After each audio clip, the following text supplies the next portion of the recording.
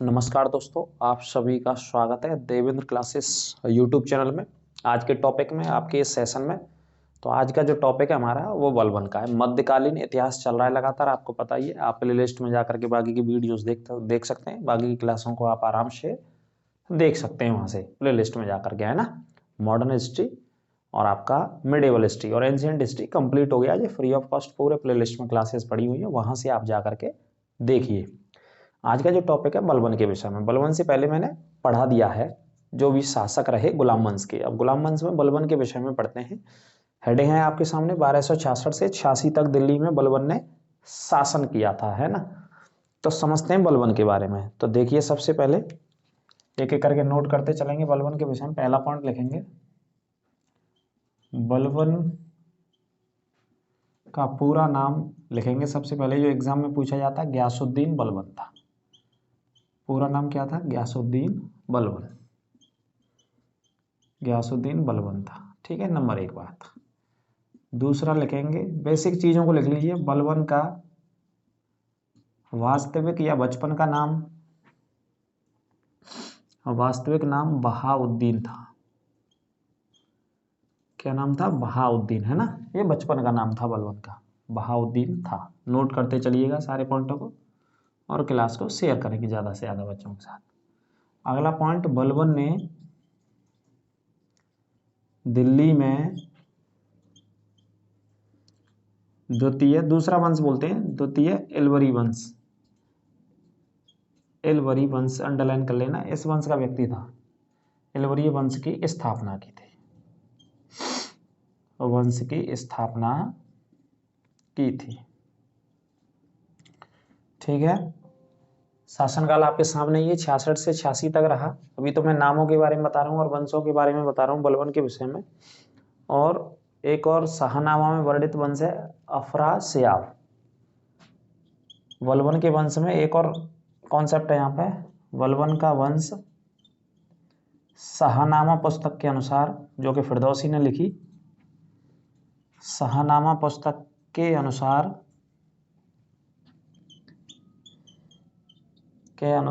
अफरासियाब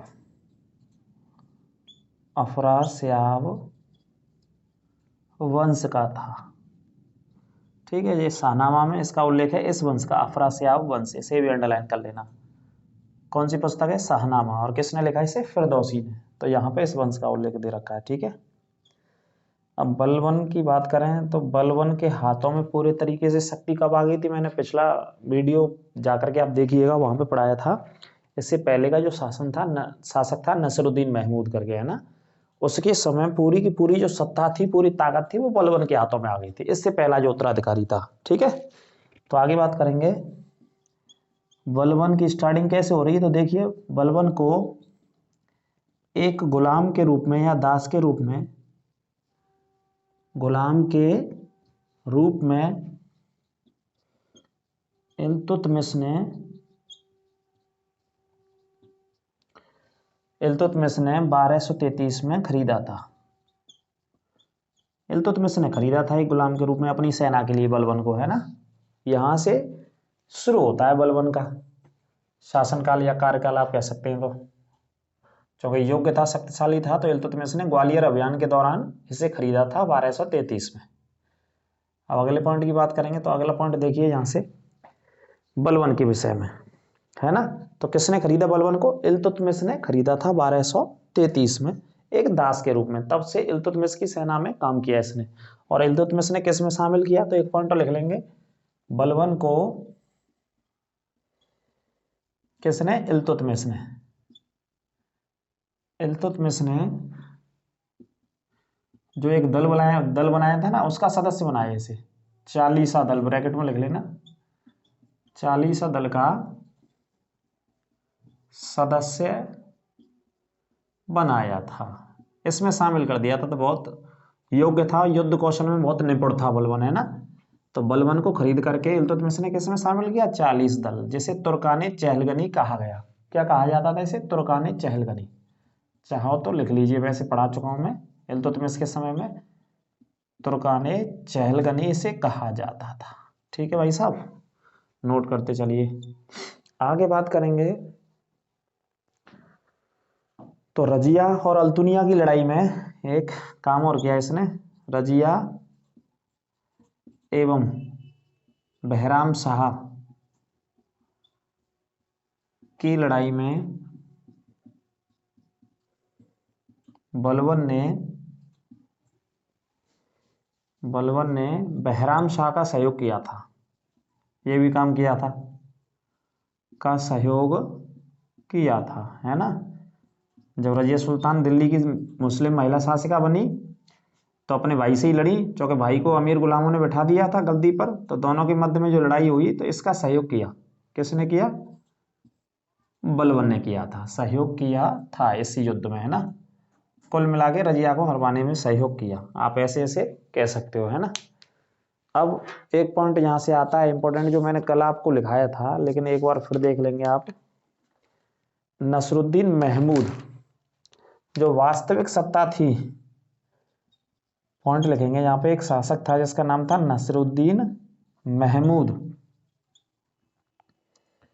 के शासनकाल में, इससे पहले का शासनकाल इन्हीं जनाब का था। किन का था? नसरुद्दीन महमूद के शासनकाल में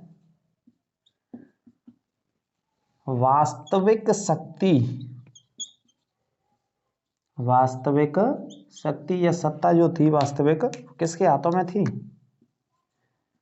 वास्तविक शक्ति बलबन के हाथों में थी। यहीं से बलबन का एक तरीके से उत्थान हुआ, बलबन के हाथों में थी, है ना।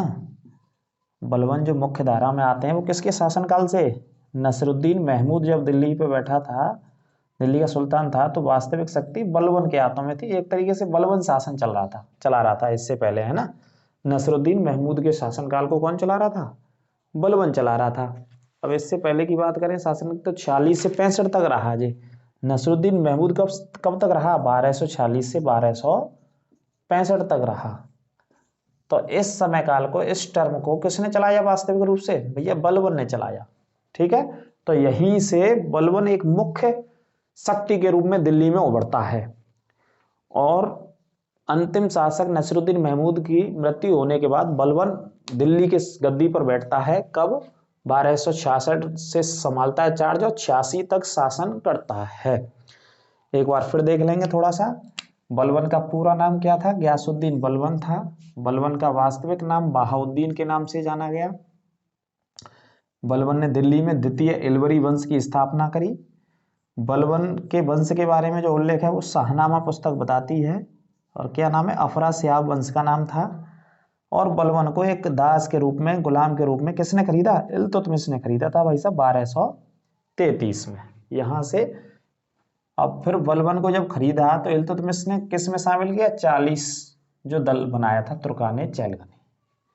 रजिया और बहराम शाह आपस में बहन भाइयों में युद्ध हुआ उत्तराधिकार को लेकर के। तो इस लड़ाई में बलबन ने किसका सहयोग किया? बहराम शाह के साथ था। और आगे चल के नसरुद्दीन महमूद जब दिल्ली की गद्दी पर बैठता है तो उस समय जो वास्तविक शक्ति रहती है वो बलबन के हाथों में रहती है, ठीक है। 46 से 65 के मध्य में, ये पॉइंट नोट कर लेना। आगे बात करते हैं अब बलबन के कुछ सिद्धांतों के बारे में, ठीक है। इधर से मैं हटा देता हूँ, नोट कर लेना आप। लिखते चलेंगे, शेयर करते रहेंगे। और कोई शक समस्या हो तो आप कमेंट बॉक्स के माध्यम से हमें आप बताएंगे, अवश्य बताएंगे। तो देखिए बलबन के कुछ महत्वपूर्ण काम, है ना, किस किस के लिए जाना गया। तो बलबन ने क्या किया? चालीसा जो दल था उसे समाप्त कर दिया।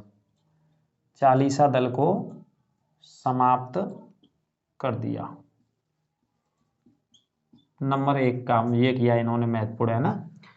क्योंकि इल्तुतमिश ने इनको शामिल किया था। अब इनके समय में आते आते जो 40 लोग थे, इसमें गुलाम अमीर सरदार थे, वो बहुत सारे मर गए थे, निधन हो गया था।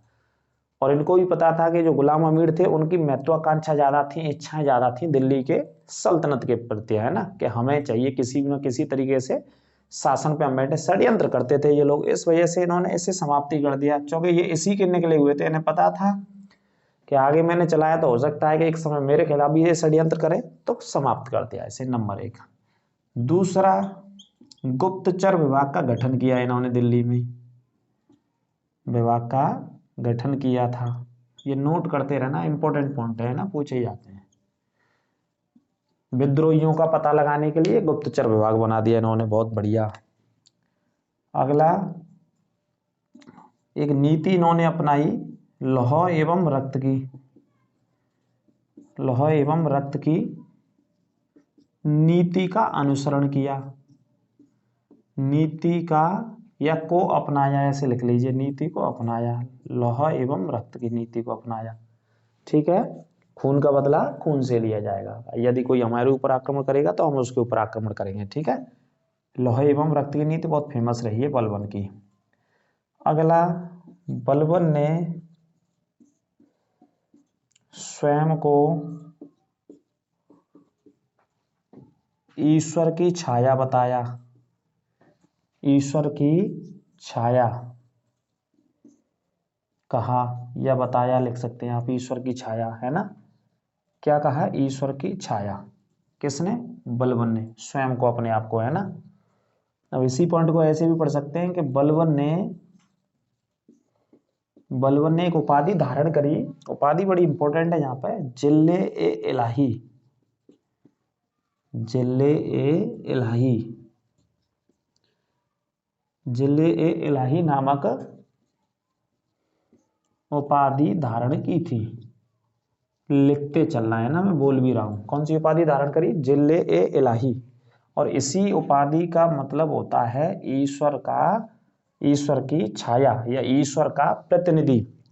बलबन ऐसा मानता था पैगंबर मोहम्मद के बाद जो स्थान है पृथ्वी पे या धरती पे वो मेरा है, जनता को मेरे अनुसार चलना चाहिए, मेरे कार्यों को, मेरे आदेशों को, मेरी शर्तों के हिसाब से रहना चाहिए प्रजा को। तो पैगंबर मोहम्मद के बाद अपना स्थान बताया, इसी वजह से क्या बोला इन्होंने, ईश्वर की छाया, जिसे उपाधि के रूप में क्या पढ़ेंगे, जिल्ले ए इलाही धारण करने वाला दिल्ली का कौन सा सुल्तान, गयासुद्दीन बलबन था। ठीक है, नोट करते रहेंगे, आगे देखेंगे इस तरफ। इसे मैं हटा देता हूँ, बहुत ही इंपॉर्टेंट टॉपिक है जो बलबन का, बहुत सारे क्वेश्चंस बलबन से कवर होते हैं, पूछे जाते हैं एग्जाम्स में। तो अगला देखिए, और इसी उपाधि को क्या बोलते थे, नियावत ए खुदा, नियावत ए खुदाई, नियावत ए खुदाई नामक उपाधि भी धारण की।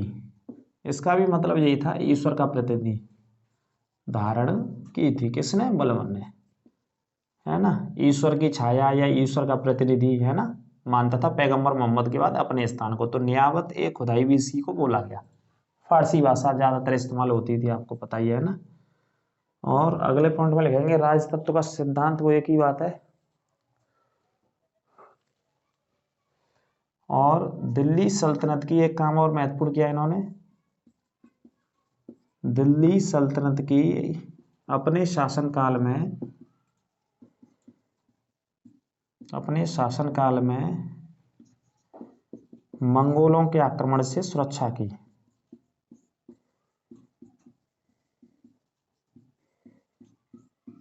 आक्रमण से रक्षा की। सबसे ज्यादा मंगोलों के आक्रमण होते थे, है ना, मंगोलों के आक्रमण से। और मंगोलों के आक्रमण से बचने के लिए बलबन ने क्या किया था, एक पॉइंट लिखेंगे, बलबन ने लाहौर में मंगोलों के आक्रमण से बचाव के लिए, क्योंकि मंगोलों के ज्यादातर आक्रमण रहे दिल्ली में इल्तुतमिश के समय से, लाहौर में मंगोलों के आक्रमण के बचाव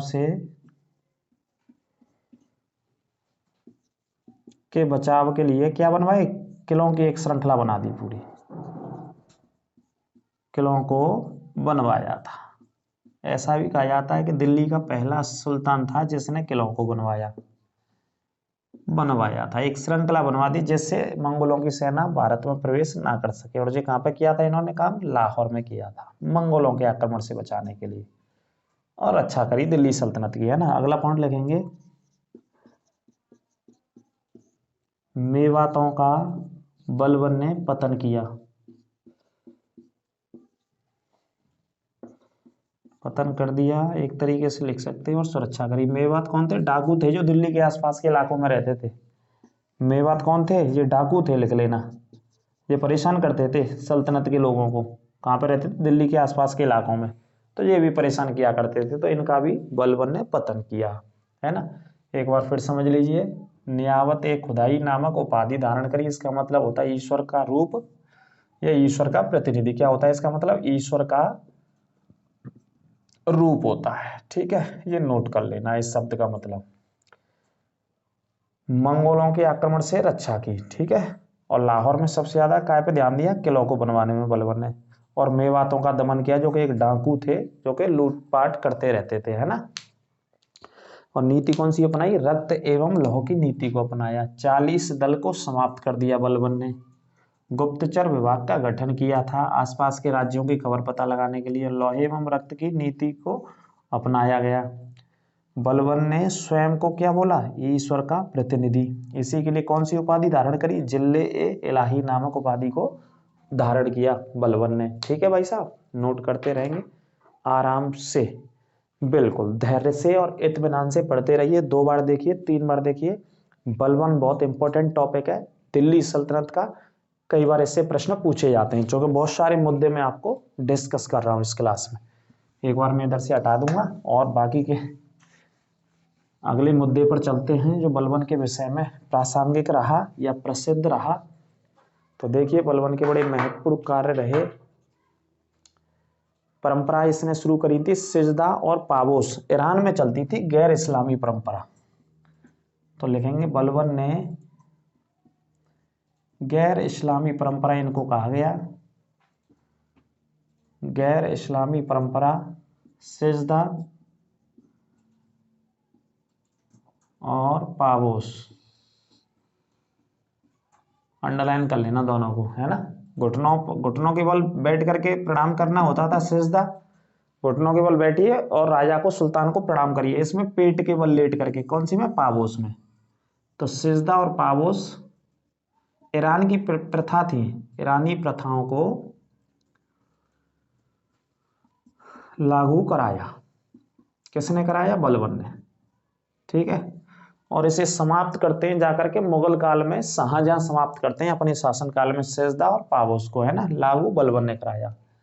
अगला एक त्योहार है जिसका नाम है नौरोज नामक ईरानी त्योहार भी बलबन ने लागू किया था। इसे भी पढ़ लेना। ये ईरानी परंपरा का त्योहार था, लेकिन किसने लागू कर दिया? बलबन ने लागू कर दिया भाई साहब इसे अपने शासनकाल में। नौरोज और सिजदा और पाबोस को भी, है ना। इनको आप नोट करते रहेंगे। साइड से मैं हटा देता हूँ, ये तो आप समझ गए होंगे। नोट करते रहिएगा, नोट्स बनाते रहें अच्छे से बलबन के विषय में। एक एक करके सारे टॉपिक मध्यकालीन इतिहास के आपके कंप्लीट हो जाएंगे बहुत अच्छे से, ठीक है। सिक्कों पर खलीफा का नाम अंकित कराया इसने। बलबन ने सिक्के चलाए अपने समय में, तो सिक्कों पर खलीफा का नाम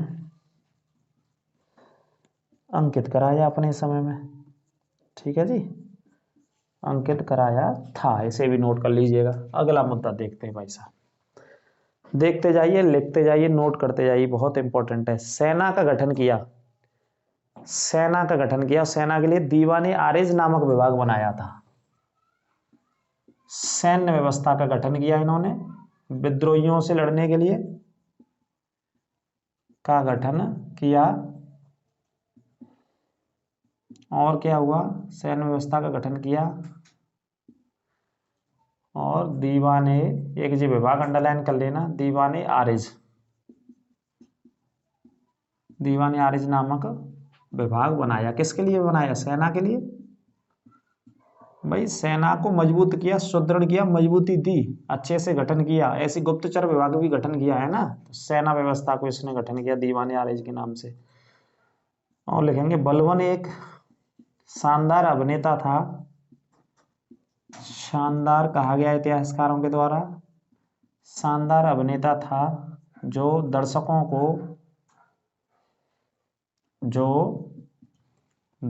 को लिखते चलेंगे आराम से, क्वालिटी बढ़ा के देख लेंगे, दिक्कत आ रही होगी तो वीडियो सेटिंग में जाकर के, जो दर्शकों को मंत्र मुग्ध करके रहता था दर्शकों को। ठीक है, ये पॉइंट याद रखना है आपको। दर्शकों को मंत्र मुग्ध करके रखता था, इस बात को याद रखेंगे आप। ठीक है जी। अगले पॉइंट की अगर बात करें तो इसमें लिखेंगे अमीर खुसरो और अमीर हसन ने अपना साहित्यिक जीवन इसी के समय में शुरू किया था। अमीर खुसरो, अंडरलाइन कर लेना, एवं अमीर हसन, ये दो साहित्यिक व्यक्ति थे। अमीर हसन दोनों ने साहित्यिक जीवन बलबन के समय में शुरू किया। रचनाएं वचनाएं लिखी इन्होंने, साहित्यिक जीवन बलबन के समय में शुरू किया, के समय में शुरू किया। ठीक है, प्रश्न पूछ लेता है भाई कि अमीर खुसरो किसके शासनकाल में रहता था, या अमीर हसन दहलवी, पूरा नाम अमीर हसन दहलवी, किसके शासनकाल में रहता था। तो अमीर हसन दहलवी किसके शासनकाल में रहता था, ये आपको याद रखने हैं। ठीक है, बलबन के शासनकाल में अमीर हसन दहलवी रहता था और अमीर खुसरो रहता था। इनके समय में शुरू करते हैं जी अपनी व्यवस्था को, अपने साहित्यिक जीवन को। ठीक है जी, इस पॉइंट को आप याद रखेंगे अच्छे से। और एक अभियान इसने किया था, बंगाल अभियान में एक शासक को हराने गया था बलबन स्वयं बंगाल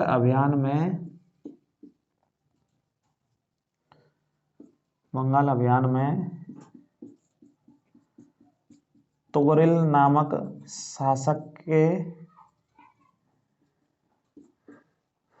के खिलाफ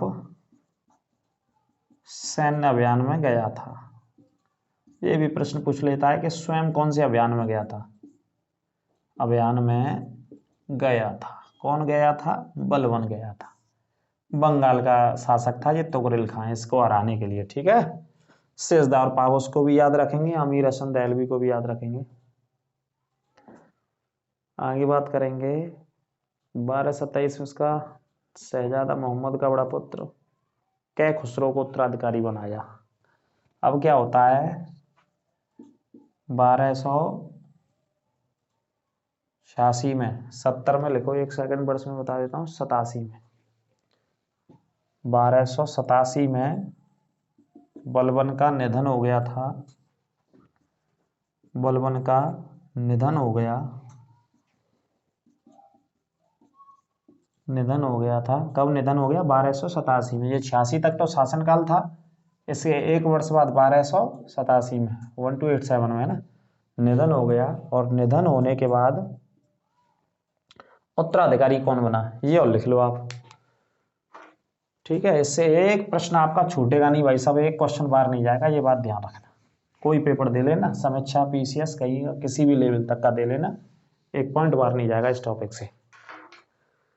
तो शहजादा मोहम्मद का पुत्र बनाया गया था कै खुसरो खां। शहजादा मोहम्मद का पुत्र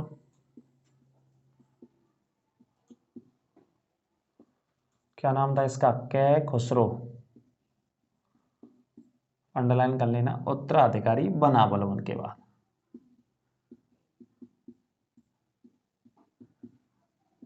उत्तराधिकारी बना था, ठीक है, बलबन के बाद। ये पॉइंट आप याद रखना, कौन बना, कै खुसरो। ठीक है जी, ये नोट कर लेना अच्छे से आप। पौत्र था बलबन का, बलबन का कौन था ये लिखेंगे तो लिखेंगे बलबन का लड़के का लड़का था, है ना, बलबन का पौत्र, बलबन का पौत्र कौन बना, कै खुसरो उत्तराधिकारी बना था बलबन की मृत्यु के बाद। दिल्ली का सुल्तान बना, ऐसे पढ़ लीजिए इसे। ठीक है जी, तो आप समझ पाए होंगे पूरी घटना को, जहां तक है मैंने सब आपको नोट करा दिया है। और देख लेते हैं कैकुवाद शासन के प्रति तुर्क था। ठीक है, और एक पॉइंट लिख लो, बलबन ने, वैसे मैंने बता दिया वो आपको, राजतत्व का सिद्धांत, अंडरलाइन कर लेना, राजतत्व का सिद्धांत लागू किया था। कहने का मतलब राजा के हिसाब से आपको चलना होगा, राजतत्व मतलब राजा के हिसाब से, ठीक है, राजा की नीतियों के हिसाब से आपको चलना होगा। ये गयासुद्दीन बलबन ने अपने शासनकाल में लागू किया था, ठीक है। कौन सा वंश पढ़ रहे हैं अभी हम? गुलाम वंश पढ़ रहे हैं हम। गुलाम वंश के शासक हैं। टोटल गुलाम वंश में कितने शासक हुए हैं? 11। टोटल 11 शासक हुए हैं गुलाम वंश में, और 11 तक, 11वां जो था उसे हम पढ़ाएंगे, फिर उसके बाद खिलजी वंश पर चलेंगे। पढ़ाने का मतलब है अंतिम शासक कौन था? क्यूमर्स नाम का व्यक्ति था गुलाम वंश का। उसके बाद खिलजी वंश की स्थापना होती है, जो क्यूमर्स के समय में ये एक ताकतवर व्यक्ति बन गया था, जिसका नाम जलालुद्दीन खिलजी था। शाइस्ता खां के उपाधि से वो दिल्ली की गद्दी पर या सल्तनत पर बैठता है, ठीक है, और वो शासन करता है। सबसे कम समय तक खिलजियों ने शासन किया है दिल्ली पर या दिल्ली सल्तनत पर, अगर बात करें तो, है ना। ये गयासुद्दीन बलबन का टॉपिक था, अच्छे से नोट कर लेंगे और नोट्स बना लेंगे। अगर पुरानी वीडियो देखनी है तो प्लेलिस्ट में आप जाएं, वहाँ का विजिट करें और वहाँ से देख लें। इससे पहले मध्यकालीन इतिहास का बिल्कुल शुरू से मैंने पढ़ाया है। विदेशी आक्रमणकारी था मोहम्मद बिन कासिम, वहाँ से लेकर के ये टॉपिक लगातार चल रहा है। और मॉडर्न हिस्ट्री के भी टॉपिक चल रहे हैं, मॉडर्न हिस्ट्री में पढ़िएगा आप, लगातार जीरो से चल रहा है मॉडर्न हिस्ट्री में, और अच्छे से बिल्कुल डिटेल में टॉपिक बिल्कुल निःशुल्क फ्री ऑफ कॉस्ट पढ़ाया जा रहा है, जिसके लिए आप प्ले लिस्ट में जा सकते हैं। बिल्कुल यूपी स्पेशल की भी प्ले लिस्ट है, एंशिएंट हिस्ट्री की है, मिडिवल हिस्ट्री की है, सब जो टॉपिक पढ़ाए जा रहे हैं सभी की प्ले लिस्ट है। और करंट अफेयर्स 35 दिन 35 मैराथन आएगी, उसके लिए आप तैयार रहें। दिन में आपको समय दे दिया है सारे बच्चों को, 3 से 4 डेली आया करेंगे। टॉप क्वेश्चन 35 दिन 35 मैराथन के हिसाब से, और रात में 9 बजे टॉप ज्योग्राफी के, हिस्ट्री के क्वेश्चंस, टॉप 100 क्वेश्चन जो प्रीवियस पेपर्स में आए, उनके लिए भी आप जुड़ा करें चैनल के साथ, और ज़्यादा से ज़्यादा सब्सक्राइब करें, और जो भी प्रश्न हो वो कमेंट बॉक्स के माध्यम से बताएं। अगली क्लास में फिर मिलेंगे आपसे। नमस्कार।